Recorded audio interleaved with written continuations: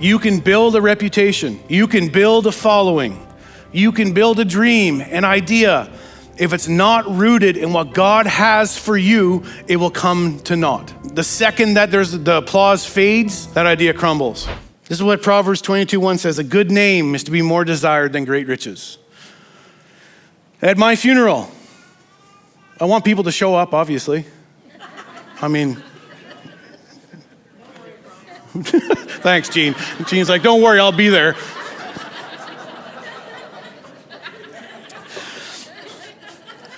But at my funeral, I don't want it to be, oh, Brian was such a great guy, that's cool. But I want the end of my life and my life to be recognized for how I pointed people towards Jesus.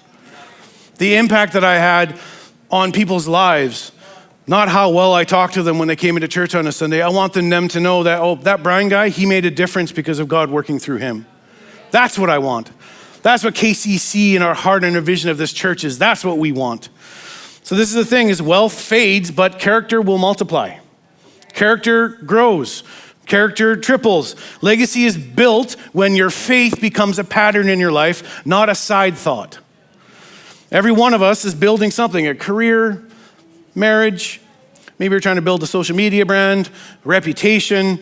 You're trying to build a business. And those things, and those of you that are in the room that are just starting out, you're in high school or you're in college, I want to tell you, all of you that I see in the room, this is not just for those that have families that are moving forward. This is for you to start your legacy now. You're in high school, you have a choice. You can start a legacy now. You're in college, you can start a legacy now. Build the disciplines you need. Build the life that you need in Christ so that when you end up married, there's something to go to. Every one of us is building something, but your obedience now is what will make the difference for God to use you to make an impact. We're all building something. And I would hazard a guess that many of us would like to have a life that actually means something by the end of it. Not by the end of it, but while we're actually living this life, Lord, I want my life to matter. I want the things that I do, the things that I say, the life that I live to actually matter.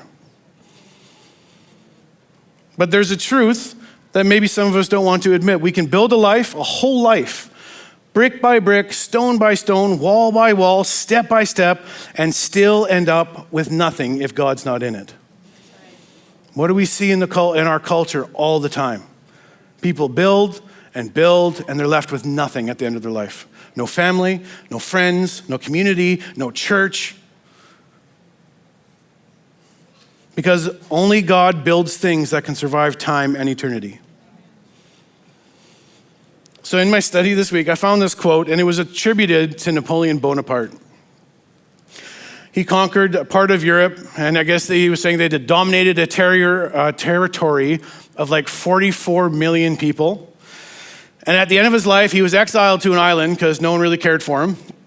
So they sent him to an island for the last 10 years of his life, and he said this.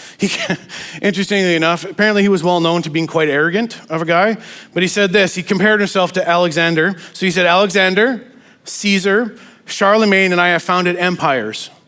But on what did we rest the creations of our genius? Upon force. He used force.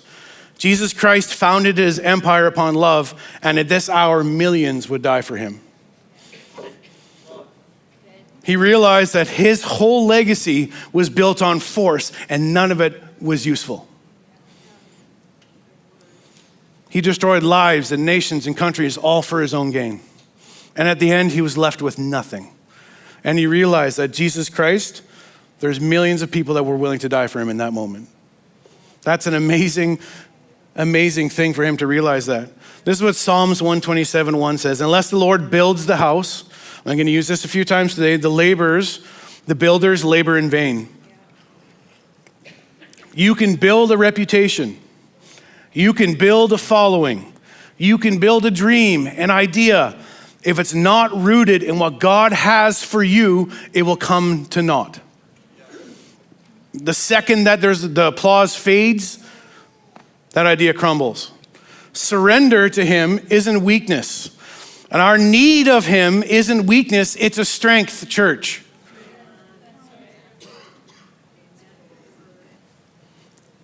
I heard a pastor say it this way, you can't build what God hasn't designed, And you can't design what God hasn't defined. You do not find what God has for you unless you're in a relationship with him.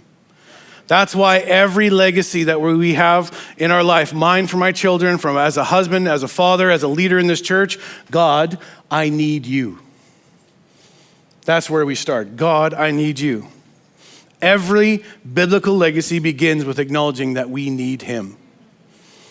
So I want you to say this with me. We need him. Say it again. We need him. This is what Proverbs 3, 5, and 6 says. It says, trust the Lord with all your heart.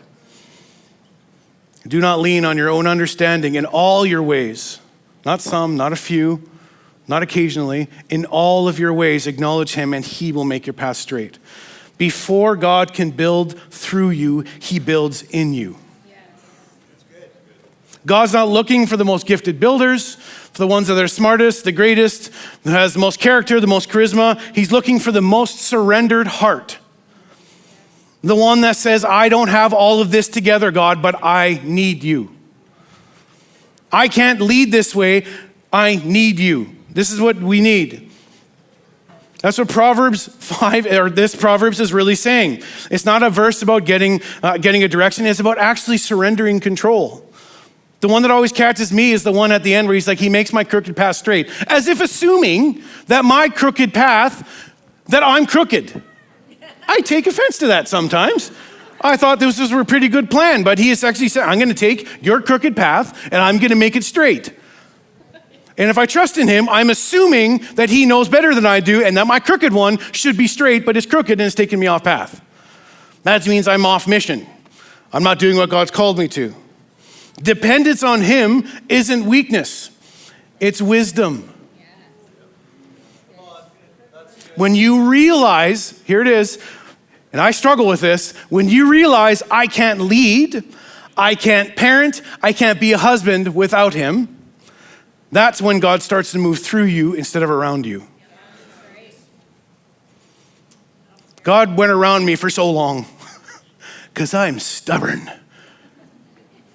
Dependence isn't weakness, it's a strength. When you get to this point, then you realize I can't raise these kids.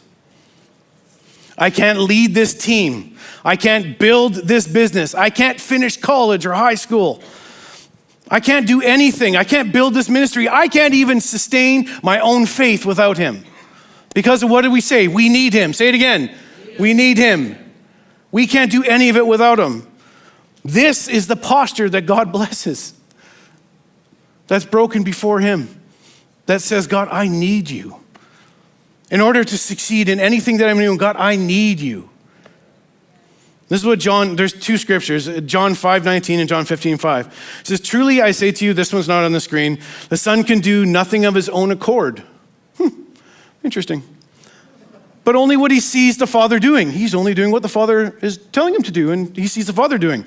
But then the Father does, the Son does likewise. Then we see in John 15:5, I'm just gonna read the part of it, apart from me, you can do nothing. Jesus himself said, apart from God, he could do nothing. Why are you trying to do it on your own? Jesus is saying, I can't do it without him. When we start from this place, from a place of understanding that we need him, we stop striving, we stop forcing, we stop trying to get that legacy on our own, and we start surrendering our life, and then he starts to work in you and through you.